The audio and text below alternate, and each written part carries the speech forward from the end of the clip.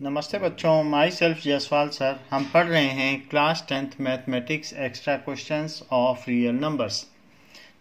Now the question is given that use Euclid division lemma to show that square of any positive integer can not be of the form this or this for any integer like this. So let n is a number,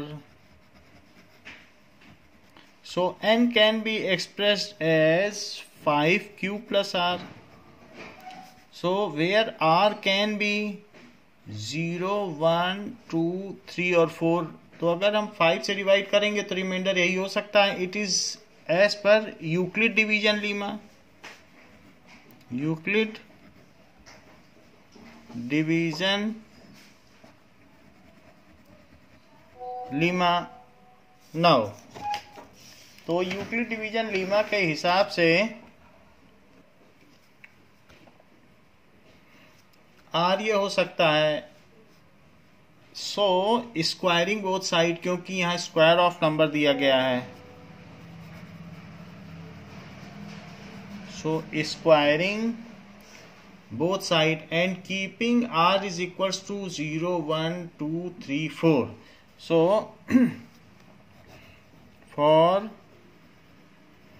various values of r, so पहला case लेते हैं r is equals to 0, so n is equals to 5q, so n square is equals to 5q का square कर दो, so that is 25q square। now this number is, अगर हम इसमें से 5 अलग कर लें, so 5 into 5q square that is equals to 5m, where m is in an integer, m is some integer. तो वो जो नंबर आया है m, that is n square that is equals to 5m, वो तो इस फॉर्म का नहीं है, क्योंकि वो कह रहा है इस या इस फॉर्म का नहीं होना चाहिए। तो पहले केस में तो कंफर्म हो गया कि इस या इस फॉर्म का नहीं है। सेकंड केस लेते हैं, r इज इक्वल्स टू 1, तो ऐसे में n की वैल्यू 5q प्लस 1 हो जाएगी और फिर स्क्वायर करना है हमें अलग अलग केसेस के लिए। So n square is equals to 5q plus 1 square that is 25q square plus 2 into 5q into 1 plus 1 square, that is 25q square plus 10q plus 1। इन दोनों में से तो 5 कॉमन आ जाएगा, 5q स्क्वायर प्लस 2q, 1 अलग रह जाएगा। तो ऐसे केस में यहाँ क्या होगा, that is equals to 5m plus 1, where m is some integer, जहां पर m कोई पूर्णांक है, where m is some integer. तो यहां पर भी जो n स्क्वायर की वैल्यू आई है, n स्क्वायर की यही वैल्यू आई है, वो भी उस फॉर्म की तो नहीं है, 5m प्लस 2 और 5m प्लस 3। तो दूसरे केस में भी कंफर्म हो गया। अब हम थर्ड केस लेते हैं। सो थर्ड केस में अब r को 2 ले लेते हैं, so n is equals to 5q plus 2। अब इसका स्क्वायर कर दें। नाउ स्क्वायर करने से ये 25q स्क्वायर प्लस ऐसे करेंगे तो 2 into 5q into 2 plus 2 square that is 25q square plus 5 2 जा 10 into 2 that is 20q plus 4।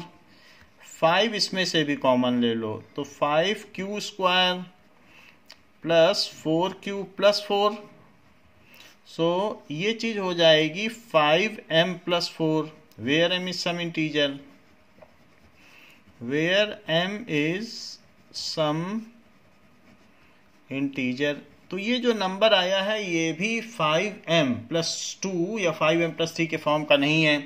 तो अब हम अगला केस लेते हैं, r इज इक्वल्स टू 3 का केस लेते हैं। तो ऐसे केस में n is equals to 5q plus 3 हो जाएगा और दोनों तरफ वर्ग करने पर दैट इज 5q प्लस 3 का square, that is 25q square plus 2 into 5q into 3 plus 3 square, that is equals to 25q square, 5 2 जा 10 and into 3 that is 30q plus 9. So 25q square plus 30q plus 5 plus 4, इनसे भी 5 common लिया जा सकता है. तो अगर हम 5 कॉमन ले लें तो 5q square plus 6q plus 1 plus 4, जो कि 5m प्लस 4 ठहरता है. So m is some integer. तो ये जो नंबर आया है ये भी n square is equal to 5m plus 4, ये भी 5m प्लस 2 या 5m प्लस 3 के फॉर्म का नहीं है. अब हम लेते हैं r इज इक्वल्स टू 4, जो कि आखिरी केस है. So n is equals to 5q plus 4, squaring on both side, so it is 5q plus 4 square, जो कि 25q square plus 2 into 5q into 4 plus 4 का स्क्वायर हो जाएगा. ये चीज़ 25q स्क्वायर 5 2 जा 10, 10 4 जा 40q प्लस 16 हो जाएगी. 16 को भी आप तोड़ दें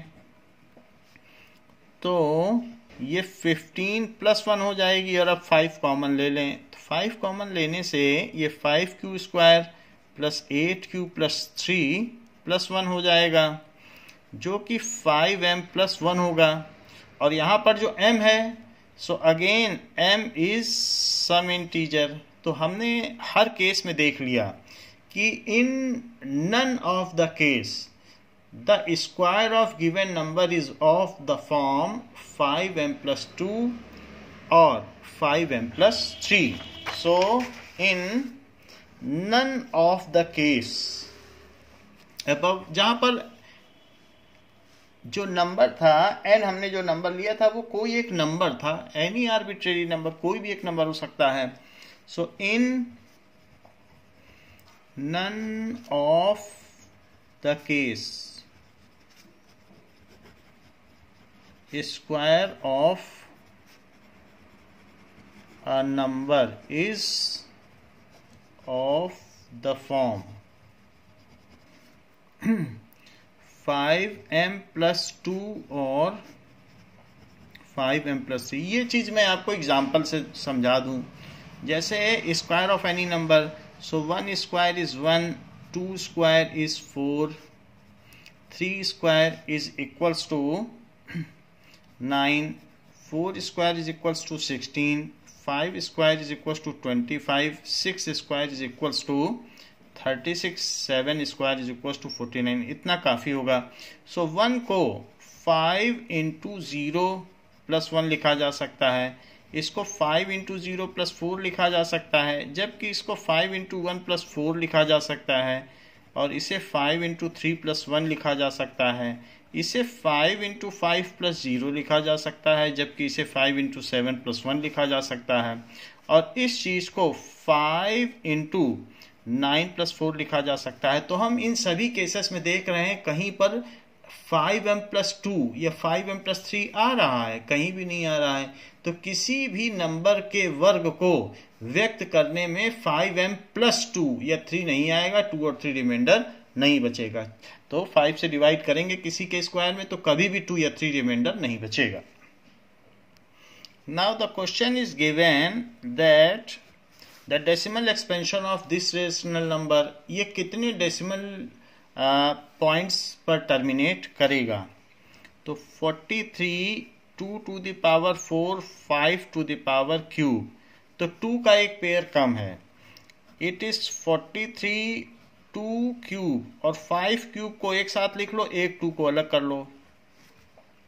सो इट इज 43 और 2 इंटू 5 का क्यूब कर लो, इंटू 2 अलग कर लो.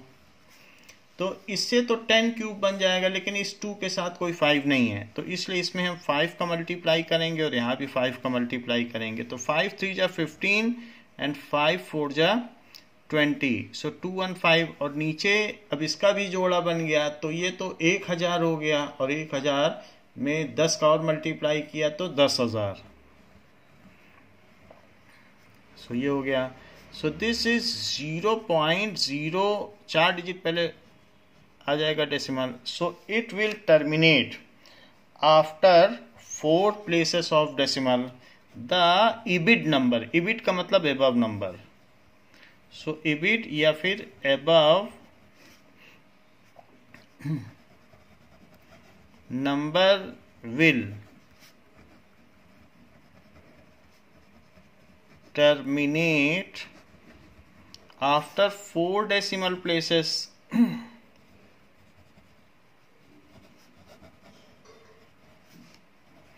उपरोक्त संख्या 4 दशमलव अंक के पश्चात रुकेगी। So find missing number. So 143 के हम यहाँ पर प्राइम फैक्टर्स करते हैं। Now 143 is divisible by 11, so 11 1 जा 11, फिर 33 बचेगा, so 13, so C is equals to 11 and D is equals to 13, any of them is 11 and 13, एक इसमें 11 हो जाएगा, एक 13 हो जाएगा, इन दोनों का प्रोडक्ट ये है, तो इसे इसमें डिवाइड कर दो तो ये आ जाएगा। नाउ 143 से 1001 को आप डिवाइड करिए तो B आ जाएगा। 143 है तो ये 7 टाइम्स जा सकता है, सो 7 3 जा 21, 7 4 जा 28, तो 0 आ जाएगा, एंड 30 आ गया, 7 1 जा 7 प्लस 10, तो इससे पता चलता है कि B की वैल्यू 7 हो गई। इन दोनों का प्रोडक्ट ये है, अब इन दोनों का प्रोडक्ट ये, तो ऑब्वियस है कि वैल्यू 3 होगी, क्योंकि 3 से मल्टीप्लाई करेंगे तो ये आ जाएगा। So these are the missing places of these. Find HCF of these number by Euclid division algorithm. आप किसी भी 2 नंबर्स को पिकअप कर लें, फिर उसका जो HCF आए उसके साथ तीसरे नंबर को कंटिन्यू करें। सो स्मॉलर नंबर से डिवाइड करिए 7161, और उसको स्मॉलेस्ट से लार्जेस्ट को कर देते हैं 92690, सो ये 1 टाइम्स जाएगा 7161, सो दिस इज 8012, और ये 0 ले लेते हैं, तो नाउ इसको 3 टाइम्स ले जाएं, सो 7 3 जा 21, 3 टाइम्स तो नहीं जाएगा, 2 टाइम्स चला जाएगा। नाउ 2 टाइम्स ले जाएं तो 2 1 जा 2, 2 6 जा 12, 2 1 जा 2, so it is 3, 2 7 जा 14. Now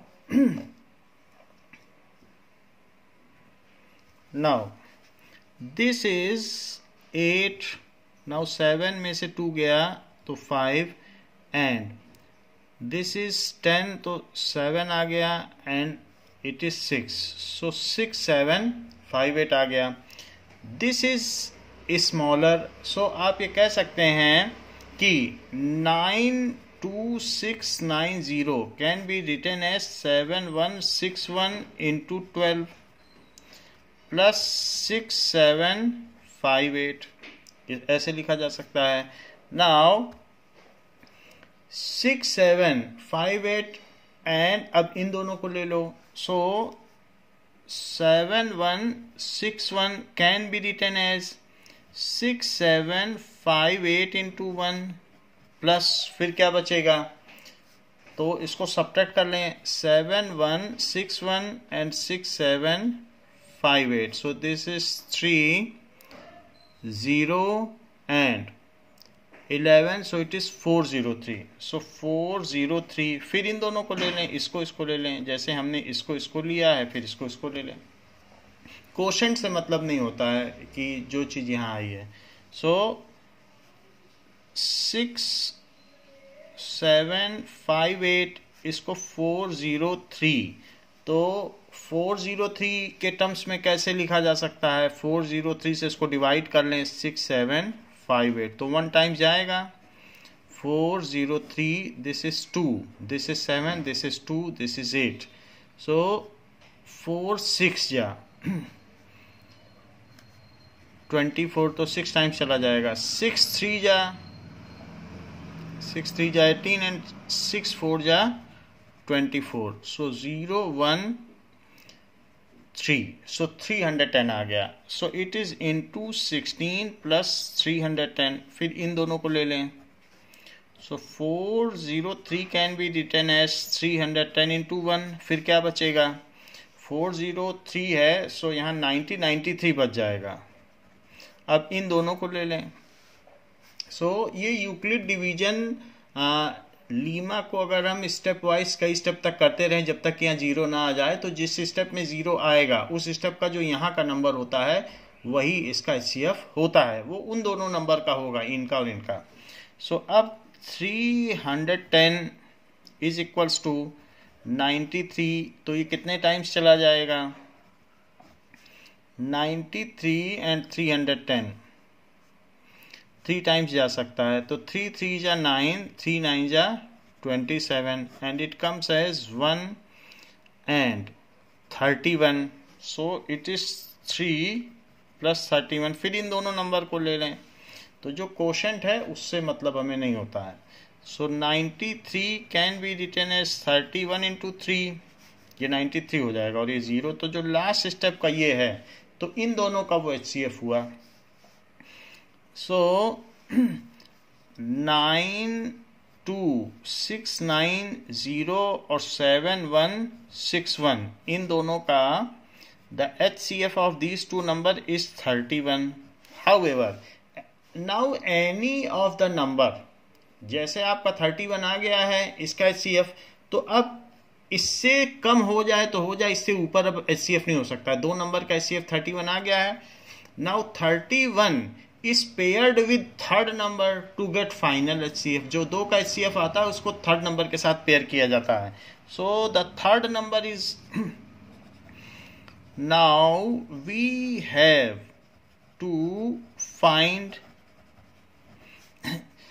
जैसे कि अगर आपसे कहा जाए कि 24 और 18 इन दोनों में हाईएस्ट कॉमन फैक्टर क्या है, तो इनका हाईएस्ट कॉमन फैक्टर आप निकालेंगे HCF, तो वो 6 आएगा. 6 दोनों को डिवाइड करता है. वैसे तो 2 भी करता है, 3 भी करता है और 6 भी करता है, लेकिन हाईएस्ट 6 करता है. और फिर कोई कह दे अगर आपको कि HCF 24 18 और 9 का निकालो, तो अब जो 2 का आ गया उससे छोटा ही आएगा, तीसरे का बड़ा नहीं आ सकता है, क्योंकि बड़ा होता तो इन्हीं दोनों में बड़ा हो गया होता. तो इसलिए जो तीसरे को पाना है तो आपको इसका और इसका ही निकाल लेना चाहिए. So we have to find HCF of 31 and next number क्या था? That is 7378. 7378 to get HCF of all 3 given numbers. So इन दोनों का निकाल लेते हैं. That is 7378 is equals to 31 से इसको डिवाइड करें, देखिए कितना रिमाइंडर बन रहा है. 7378. सो 31 2 जा 62. That is 117. सो 31 से करेंगे तो 3 टाइम्स चला जाएगा. 3 1 जा 3, 3 3 जा 9. This is 4, this is 2 and this is 8. सो इसको 8 टाइम्स ले जाएं तो 248. ये एक ही बार में हो गया. सो इट इज 238 प्लस 0. सो इसी स्टेप में 0 आ गया, तो जो ये चीज़ है इससे कोई मतलब नहीं होता क्वेश्चन से. सो 31 अब सभी का HCF हो गया है. So HCF of 92690 7161 and 7378 it is equals to 31. इस तरीके से इनका HCF 31 आ गया है. Now there is one more method like 7161. जो छोटे छोटे नंबर हैं उनका आपस में कर लीजिए. 7378. So it is 7161. This is 712. फिर 7161, सो 2 से जाएगा, सो 2 1 जा, ये 21, 3 जा 63 आ रहा है, तो 3 टाइम्स चला जाएगा। 3 7 जा 21 एंड 3 1 जा 3 प्लस 2 5 एंड 3 2 जा 6, सो इट इज 651। सो 651 को इसमें सब्ट्रैक्ट करें,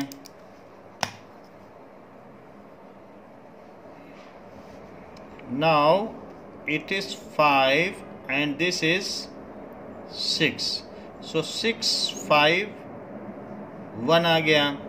फिर इसको और सब्ट्रैक्ट डिवाइड करें तो इट इज 3 टाइम्स फिर जाएगा, सो it is 651।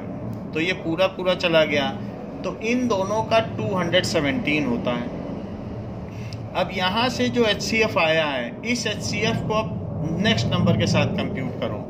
So HCF of 7161 and 7378 is equal to 217। ये चीज होती है HCF, जब पूरा चला जाए तो ये HCF हो जाता है। Now 217 is computed with 92690, so 217. Now 21 4 जा, so it is 84, so 4 times चला जाएगा। 4 7 जा 28 and 4 1 जा 4 plus 2, that is 6 and 4 2 ja 8, so it is 868. Now we are left with 8, it is 11, so it is 5, so 589 है, अभी और जाएगा। So now it will divide by 2, so it is 434 and now we are left with 155, so 0 आ गया। Now it is divisible by 7, so when we will divide, so 7 7 ja 49, 7 1 ja 7 plus 4 11 and 7 2 ja 14, this is 15, so we are left with 31। अब 31 आ गया है, अब आगे नहीं जा सकता है, तो 31 के आगे 217 लिखे, जब तक जाए तब तक ले जाना है। सो 31, so it is divisible by 7, सो 217। अब ये पूरा कट गया है।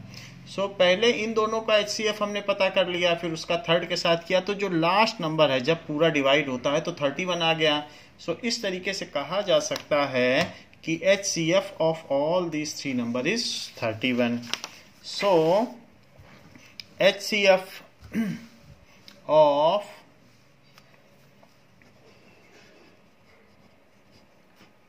92690, 92690, 7161 and 7378 is equals to 31। तो किन्हीं दो का कर लें, फिर उसके साथ थर्ड का कर लें, जो आता है उससे भी किया जा सकता है।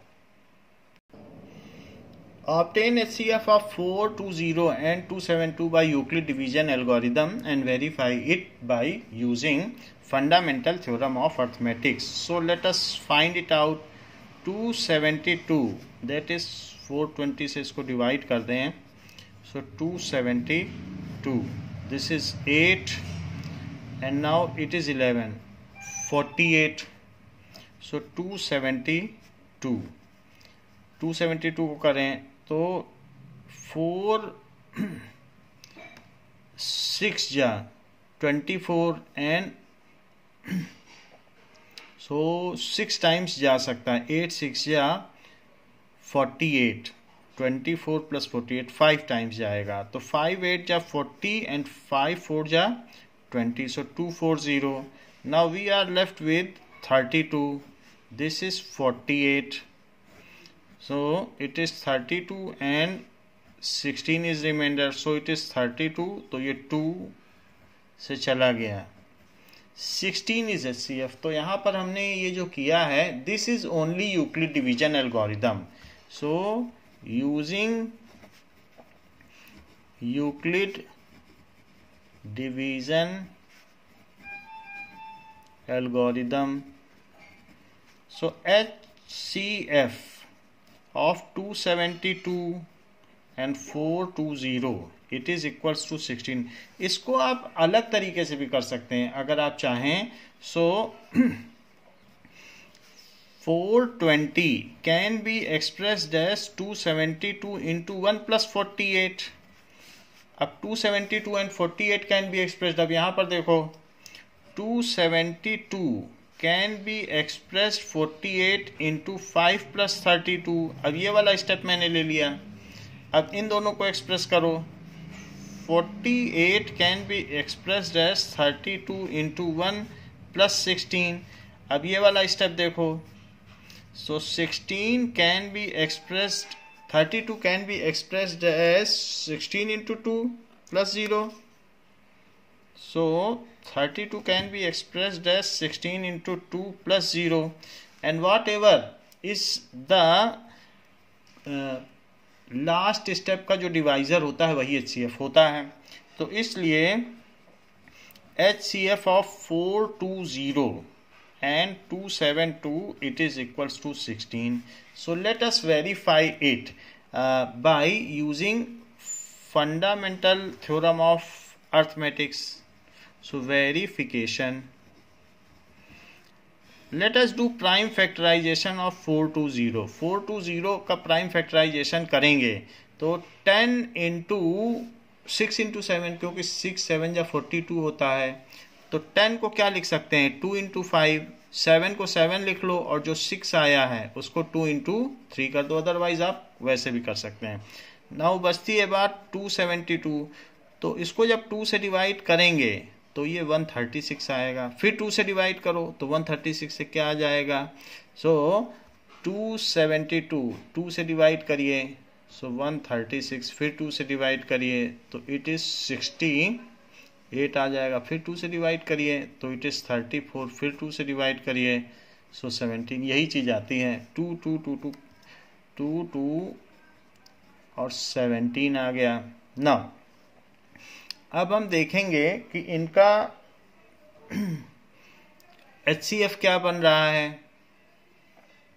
420. सो 10 इसको एक बार और देख लेते हैं. सो 2 1 जा 2, 2 3 जा 6 एंड 2 6 जा 12. फिर 2 से किया तो 2 6 जा 12 एंड 2 8 जा 16. फिर 2 से कर लेंगे सो it is 34 and it is 17.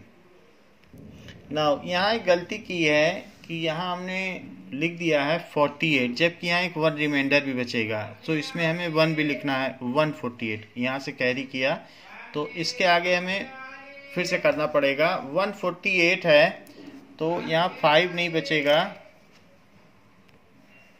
148 1 जार 148. So we are left with 4 and here it is 6. So it is 2 and here it is 1. So 124 बच जाएगा. 124 बच जाएगा. फिर उसके बाद 148 लिखें. 124 बचा, इसको ले लें. सो ये 1 टाइम्स जाएगा 124. Now we are left with 4 और यहाँ पर 2 बचेगा. फिर 124 लिख लें. 124 में फिर इसको डिवाइड करें 24 से. तो 124 सो 24 से डिवाइड होगा. तो 24 से जब ये 124 डिवाइड होगा, now it is how many times 5 times चला जाएगा. तो 5 4 जा 20 एंड 5 2 जा 10. सो 120 बचेगा. फिर हमारे पास रिमाइंडर क्या आएगा 4. तो 4 जब रिमाइंडर आएगा तो 4 को फिर 24 से करो तो 4 6 जा 24. तो ये चीज़ आएगा. यहाँ हमने गलती कर दी, 1 नहीं लिखा था. तो ये 4 इसका आ गया. इसका HCF है 4. और उसी चीज़ को हमने यहाँ पर मैनिफेस्ट किया है. तो यहाँ पर भी चीज़ें गलत हो गई क्योंकि ये 148 होगा तो 272, ये 148 होगा तो इंटू 1 हो जाएगा. और इंटू 1 होने के बाद हमारे पास रिमाइंडर कितना बचा था. This is 148 into 1 and remainder was 124, तो इसको 124 लिखें और ये सारी भी चीज़ें अमेंड कर दें।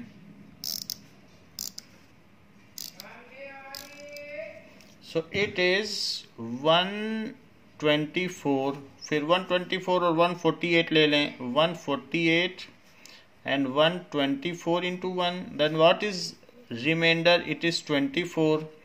तो अब इन दोनों को ले लो, 124, दिस इज 24 into 5, फिर कितना रिमाइंडर बच गया?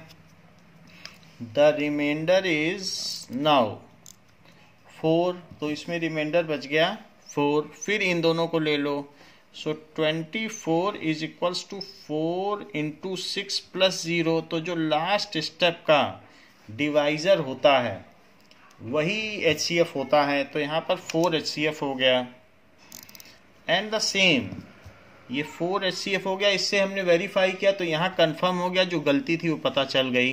तो HCF यहाँ क्या आ गया? 2 का जोड़ा बन रहा है और यहाँ पर एक और 2 का जोड़ा बन रहा है, तो हमें यहाँ से पता चल गया कि वहाँ गलती हुई है। So it is 2 into 2 which is 4, hence verified। Now 25th question. So obtain HCF of 18, 24 and 9 by using Euclid division algorithm and verify it using fundamental theorem of arithmetic. So let us solve the same question again for some different numbers. Now 18, 24, किन्हीं भी दो numbers को आप ले लें।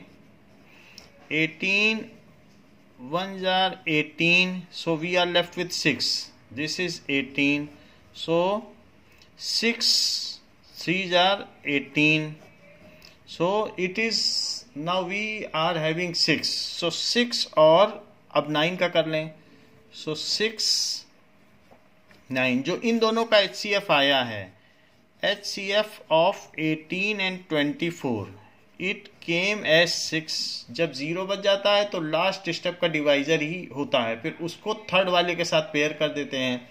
सो 6 1 जा 6, it is 3 now, and 3 2 जा 6, तो जब 0 बच गया तो ऐसे केस में यह फिर सभी का HCF हो जाता है। So now HCF of 18 24 and 9, it is equals to 3. Let us confirm it by, ये तो जो चीज़ हमने यूज़ की है, it is Euclid division algorithm, और फिर उसके बाद आप इसको फंडामेंटल थ्योरम ऑफ अर्थमेटिक से कंफर्म कर लें। So here verification,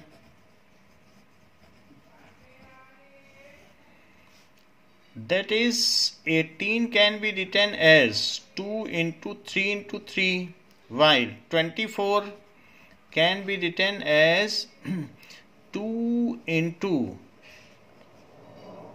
4 so 2 into 2 into 2 into 3, while 9 can be written as 3 into 3. What will be HCF? तो उसको पेयर करने से पता चलेगा। 2 की तो कोई पेयरिंग नहीं बन रही है, बस 3 का एक पेयर बन रहा है। So HCF is equals to 3, hence verified. ये जो हमने मेथड यूज किया है using fundamental theorem of arithmetics, that is prime factorisation, तो उसी से हमने इसको वेरीफाई किया। Find the greatest number that will divide 445 572 and 699, leaving remainders 4 5 and 6। तो ये रिमाइंडर बचने चाहिए। सो इसके लिए हम इन नंबर्स को इसमें सब्ट्रैक्ट कर देंगे और जो नंबर आएगा उसका HCF पता करेंगे। तो उसका HCF तो परफेक्टली डिवाइड करेगा तीनों को। फिर ये जो ओरिजिनल नंबर हैं उनमें 4 5 और 6 रिमाइंडर अपने आप बच जाएगा, क्योंकि हमने सब्ट्रैक्शन के बाद HCF निकाला है, तो वहाँ HCF परफेक्टली डिवाइड करेगा, लेकिन इनसे जब डिवाइड करेगा तो 4 5 6 बचाएगा। Now So 445 minus 4, that is 441. 572 minus 5, that is यहाँ 12, तो 7 बच जाएगा, and 567. Now 699 minus 6, that is 693. तो हमने 4, 5 and 6 respectively इनमें सब्ट्रैक्ट कर लिया है, and we will find their HCF by fundamental theorem of arithmetics, उसको प्राइम फैक्टराइजेशन भी कहते हैं. सो फाइंडिंग वो ज़्यादा सिंपलर है, finding HCF by prime factorization method.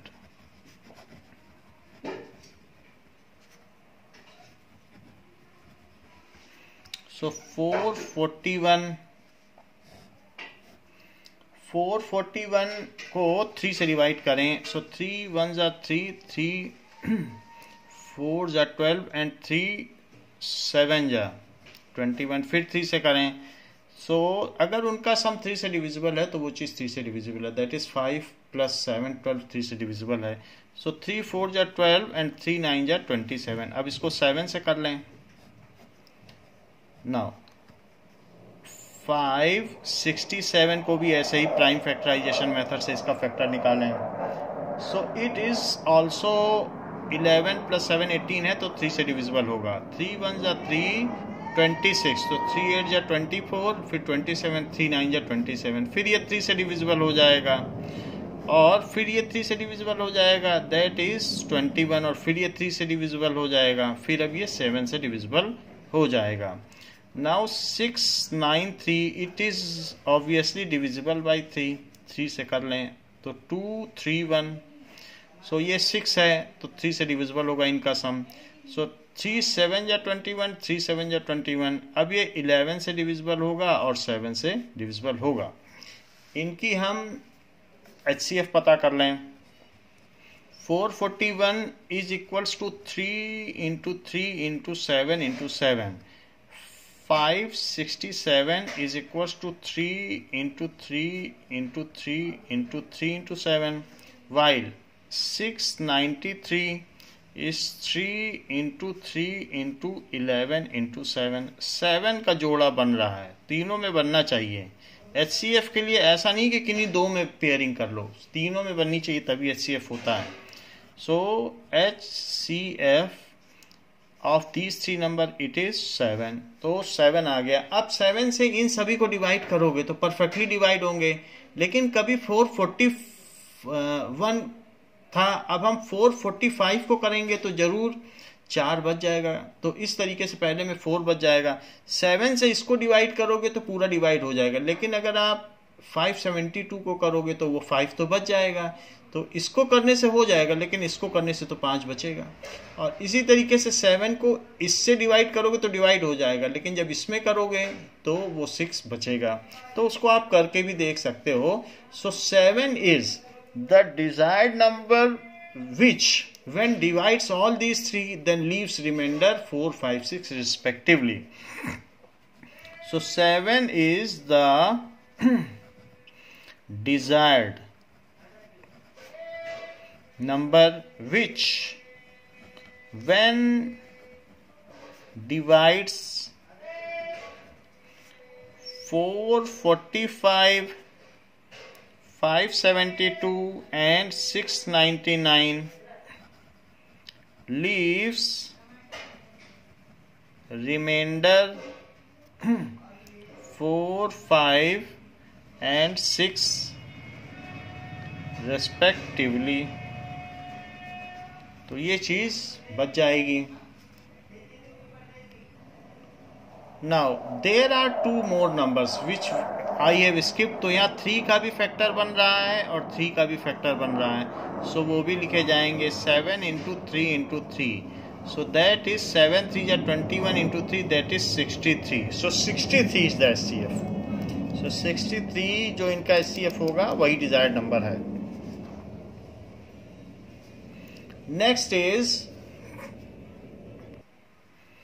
so that one and only one out of n, n plus 2 and और n plus 4 is divisible by 3। 3 से divisibility इनकी देखी जा रही है।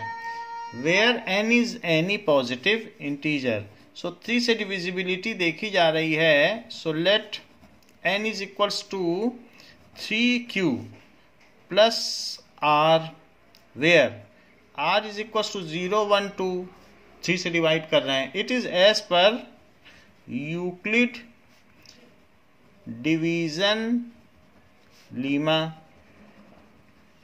सो अब अलग अलग आप केस लेते चले जाएं। So for r is equals to 0, तो n क्या हो गया, n is equals to 3q, ये तो n हो गया।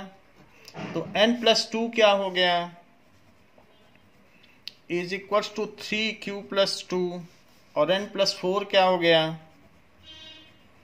इट इज 3q प्लस 4, जो कि फर्दर 3q प्लस 3 प्लस 1 हो गया, जो कि फर्दर q प्लस 1 हो गया, जो कि फर्दर 3m प्लस 1 हो गया।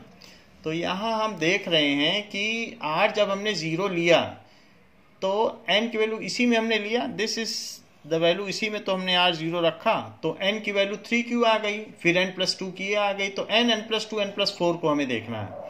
तो ये जो 3q है इसमें 3 इसका प्राइम फैक्टर है, so it is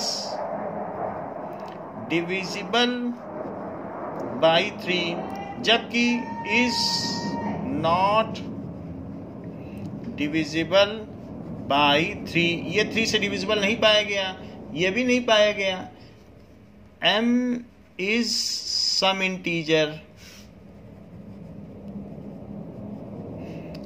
is not divisible by 3। तो जो केस 1 लिया हमने, जिसमें r इज इक्वल टू 0 लिया है, सो केस 1 में हमने देखा कि सिर्फ एक ही नंबर डिविजिबल है। So in case 1 only 1 number is divisible by 3, जो कि n है। अब हम इसी तरह से केस 2 लेते हैं और केस 3 और देखें क्या सभी केसेस में सिर्फ एक नंबर डिविजिबल है। सो सेकंड केस में अब हम r1 लेने जा रहे हैं। Now case 2 take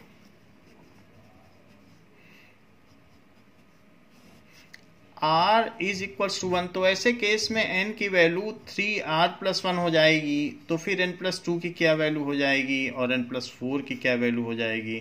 so 3r plus 1 plus 2, क्योंकि इधर 2 ऐड किया तो इधर भी ऐड करो, this is equals to 3r plus 3, so this is 3, इसको q लिखें, r नहीं है यहाँ q है, so it is 3q, so 3q plus 1, so ये चीज हो जाएगी 3m।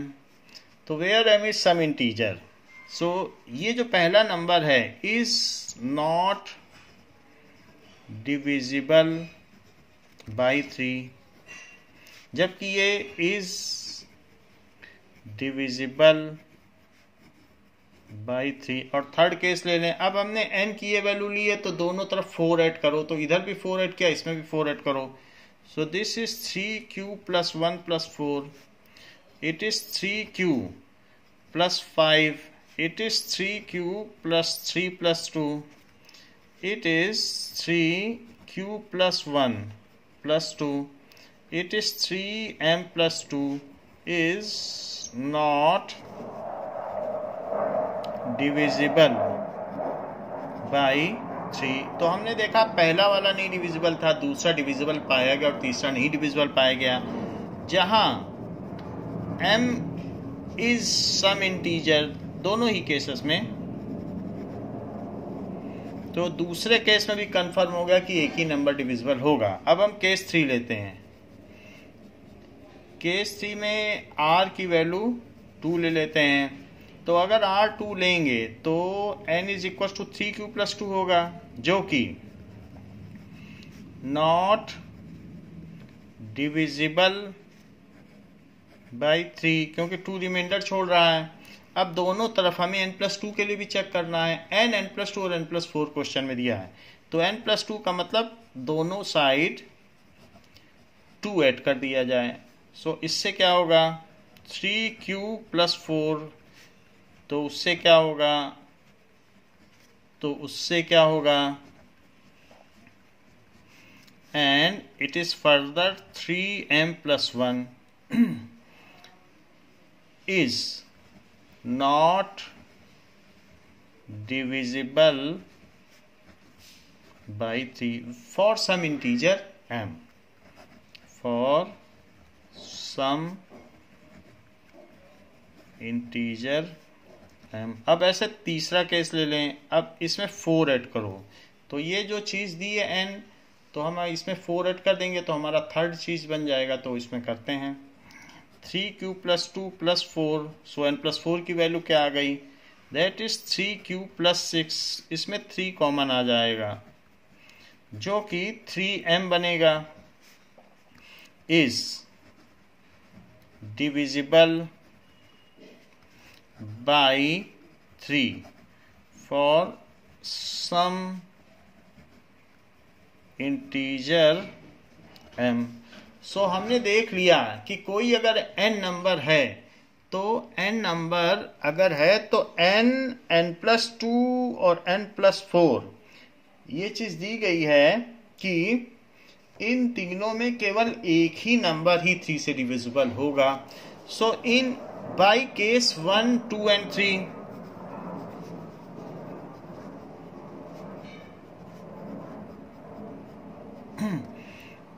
only one number out of n, n + 2, n + 4 is divisible by 3। इस चीज़ को हम परसीव कैसे करें, ये क्या कहना चाहता है, तो इस चीज़ को एक एग्जाम्पल से समझें। आप अपने मन में कोई नंबर ले लें, लेट नंबर इज मैं 13 ले लेता हूं, तो 13 + 2 एंड 13 + 4, अब 3 नंबर हो गए, n, n + 2, n + 4। देखें क्या इनमें से केवल एक ही नंबर डिविजिबल है, एक और भी ले लेते हैं। सो आप अपने मन से चलो 6 ले लो, तो 6 + 2 और 6 + 4, क्योंकि n, n + 2, n + 4 है। और एक ले लो आप अपने मन से जो समझना चाहते हो। नंबर इज ले लेते हैं, चलिए 7 ले लेते हैं, तो 7 + 2 और 7 + 4, और भी मन करे तो और भी आप नंबर ले लेना, हम क्वेश्चन को समझाने के लिए ऐसा कर रहे हैं। तो ये चीज़ हो गई 13, 15 एंड 17। तो आपने देखा सिर्फ एक ही नंबर डिविजिबल है, यहाँ ज़रा देखें। सो 6, 8 और 10, आपने देखा सिर्फ एक ही नंबर डिविजिबल है। और यहाँ भी देख लेते हैं, सो 7, 9, 11, तो आपने देखा है कि तो कोई भी नंबर ले लो, एंड कोई भी नंबर आप अपने मन का ले लें और उसमें 2 ऐड करें और 6 ऐड करें और वो जो नंबर लिया है वो भी लें, उनमें एक ही डिविजिबल पाया जाएगा। Now check whether the square of any positive integer can be of the form 3m + 1 where m is some integer। 3 से divisibility देख रहे हैं। So let कोई एक नंबर ले लो, a = 3q + r, जहाँ r की वैल्यू 0, 1, 2 हो सकती है, और ऐसा यूक्लिड डिवीजन लीमा से होगा। सो अब r की वैल्यू 0 रखो, 1 रखो और 2 रखो और इनके स्क्वायर करो और देखते हैं क्या उनमें से कोई भी फॉर्म उनके स्क्वायर में से किसी की फॉर्म ये आती है। अगर आ जाएगी तो हम कह देंगे हाँ ये इस फॉर्म में भी एग्जिस्ट कर सकता है, और अगर नहीं आएगी तो नहीं बोला जाएगा। So take 1 by 1 all the cases and square it. Case 1 में r = 0 लेते हैं। सो r = 0, so a = 3q + 0, so a square is equals to 9q square, that is 3 into 3q square, that is 3m। so is not of the form 3m + 2, तो ये तो उस form में नहीं पाया गया। so where m is integer, अब इसमें r की वैल्यू 1 लेकर देखते हैं, तो a = 3q + 1, तो स्क्वायर देखो, क्योंकि स्क्वायर के बारे में पूछ रहा है, so it is 3q + 1 square, squaring both side, so it is 9q square plus 2 into 3q into 1 + 1 square, so 9q square plus 6q plus 1। अगर 3 कॉमन ले लिया जाए तो ये 3m + 1 है, जो 3m + 2 के फॉर्म में नहीं है। m इज सम इंटीजर, तो ये a स्क्वायर, कोई a एक नंबर था तो उसका स्क्वायर 3m + 2 के फॉर्म में नहीं पाया गया, दूसरे केस में भी नहीं पाया गया। देखते हैं तीसरे केस में पाया जाता है, सो थर्ड केस भी देख लेते हैं। सो अगर R2 ले लिया जाए, so a is equals to 3q + 2 squaring both side. ऐसे केस में ये 9q square plus 2 into 3q into 2 + 4, so it is 9q square plus 2 2 जा 4, 4 3 जा 12q प्लस 3 + 1, 3 अगर कॉमन ले लिया जाए, so 3q square plus 4q + 1 + 1, so it is 3m + 1 where m is some integer. तो यहां हमने हर केस में देख लिया, in none of the cases square of any number is of the form 3m + 2। वो सिर्फ इन्हीं दोनों फॉर्म में हो सकता है, 3m या 3m + 1, और किसी फॉर्म में नहीं हो सकता। In none of the cases square of any number can not be of the form 3m + 2। इस चीज को हमने पहले एग्जाम्पल से भी बताया था, अगर आपको ख्याल हो उसको मैं फिर से बता देता हूं। जैसे कोई भी नंबर ले लो, 1 square is 1, 2 square is 4, 3 square is 9, 4 square is 16, 5 square is 25, 6 square is 36, बस इतना ही लेते हैं। तो इसको 3 इंटू 0 + 1 लिखा जा सकता है, जबकि इसको 3 इंटू 1 + 1 लिखा जा सकता है। इसको 3 इंटू 3 + 0 लिखा जा सकता है, जबकि इसको 3 इंटू 5 + 1 लिखा जा सकता है। इसको 3 इंटू 8 + 1 लिखा जा सकता है, और जबकि इसको 3 इंटू 12 + 0 लिखा जा सकता है। तो 3m + 2 कहीं आ रहा है? कहीं भी नहीं आ रहा है, या तो 1 आ रहा है या 0। तो किसी भी नंबर का स्क्वायर वो या तो 3m के फॉर्म में होगा, देखो 3m के फॉर्म में यहाँ पे, और या 3m + 1, दो ही तो फॉर्म आ रहे हैं, ये 3m + 1, 3m + 1 या 3m, यहाँ 3m आ रहा है। So it can not be of the form, इसको ऐसे समझा जा सकता है। Now we have to prove that if p is a prime number then root p is irrational। ये बताया जा रहा है कि प्राइम नंबर कभी भी परफेक्ट स्क्वायर नहीं हो सकता, इस चीज को हमें प्रूव करना है। सो ये सारे में से कोई प्राइम नहीं हो सकता है, that we have to prove. So p is a prime number, so हम ये मान लेते हैं let root p is rational, ऐसा हम मान लेते हैं, क्योंकि हमें इरेशनल प्रूव करना है तो मेथड ऑफ कंट्राडिक्शन यूज कर रहे हैं। It is rational. Now if it is rational, so root p can be expressed in a/b form, where a and b are co-prime integers। इनका कोई भी कॉमन डिवाइजर नहीं है, दोनों इंटीजर हैं लेकिन आपस में कॉमन फैक्टर नहीं, they are simplest ratio, and b is not equal to 0, so squaring both side. So अगर स्क्वायर कर लोगे तो इधर p आ जाएगा और दूसरे साइड में a² / b² हो जाएगा। सो नाउ a² b² इसकी तरफ चला जाएगा, सो इट इज p/b²। अब देखिए p तो खुद प्राइम नंबर है, तो p is prime factor of a², so P is prime factor of a square. So by fundamental theorem of arithmetics, अगर वो उसका प्राइम फैक्टर है then it is always it is theorem number 2. तो उससे ये पता चलता है कि वो ए का भी फैक्टर होगा. So p is also prime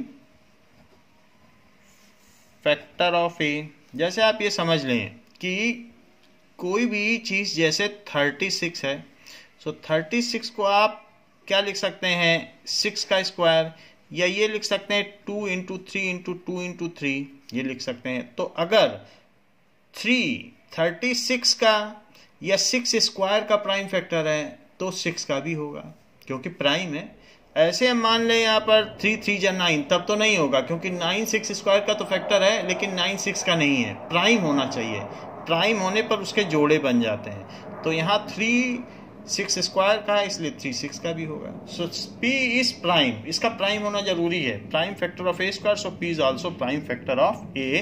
that means P divides ए.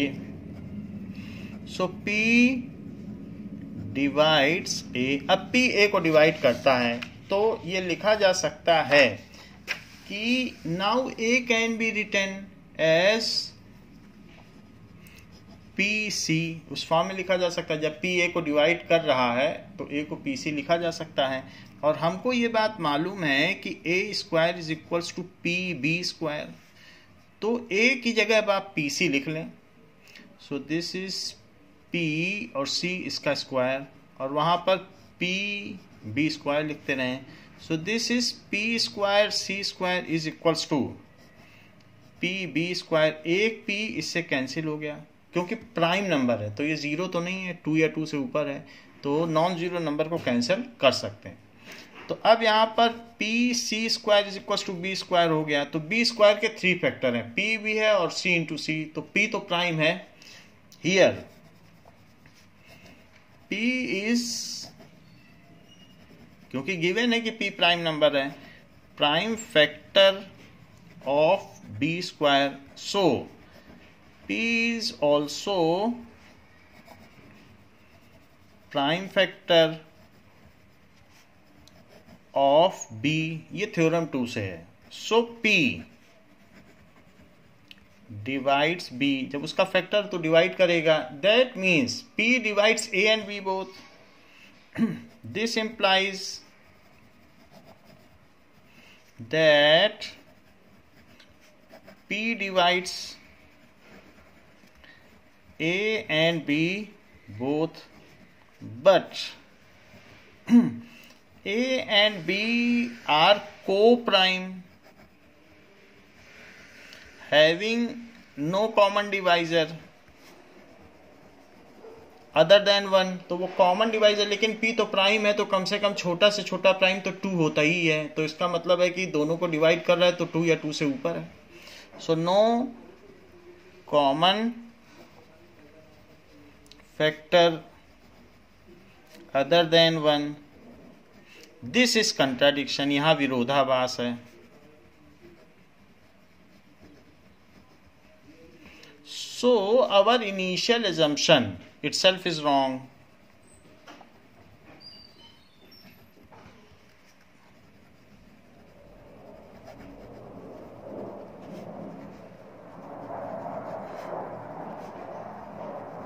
तो हमने माना था कि रूट P एक रेशनल है. So root P is irrational by method of contradiction. ऐसा लिख देना चाहिए, बाय मेथड ऑफ कंट्राडिक्शन. तो हमने इरेशनल प्रूव कर दिया, हैंस प्रूव्ड. तो इस क्लास के लिए बच्चों इतना ही. नेक्स्ट क्लास में हम इसके आगे कंटिन्यू करेंगे. थैंक यू बच्चों.